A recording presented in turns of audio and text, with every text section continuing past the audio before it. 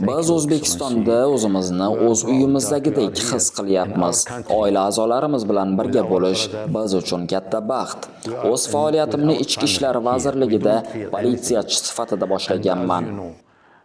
U yerdagi xizmatim yakunlangach, sport sohasiga o'tdim.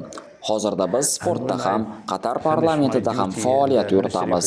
Bizning parlamentimiz Shura kengashi mamlakatimiz tarixida birinchi marta saylov yo'li bilan shakllangan parlamentdir. Bu biz uchun g'ururdir. O'zbekistonda bizning birodarlarimiz borligi bizni yanada kuchli qo'llab-quvvatlaydi. Hurmatli shukurlar janoblari ham bizning birodarimizdir. Xalqaro og'ir atletika federatsiyasi bo'yicha yangi saylovda uni qo'llab-quvvatlamoqchimiz.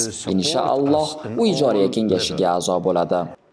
Siz aytganingizdek, biz Olimpiya shaharchasini yaratdik. Hozir esa Qatar 17 yoshgacha bo'lgan futbolchilar o'rtasida musobaqalarni o'tkazmoqda. Hurmatli janob, O'zbekiston va Qatar birodar davlatlar bo'lib, har doim bir-birini qo'llab-quvvatlab kelgan. Sizga aytamanki, Qatar Olimpiya qo'mitasi sifatida biz sizga har qanday yordamni ko'rsatishga tayyormiz. Bizning munosabatlarimiz oddiy diplomatik doiradan tashqariga chiqib, chinakam birodarlik aloqalariga aylangan. Siz istalgan payt biz bilan bog'lanishingiz mumkin. Biz har doim sizning xizmatingizdamiz.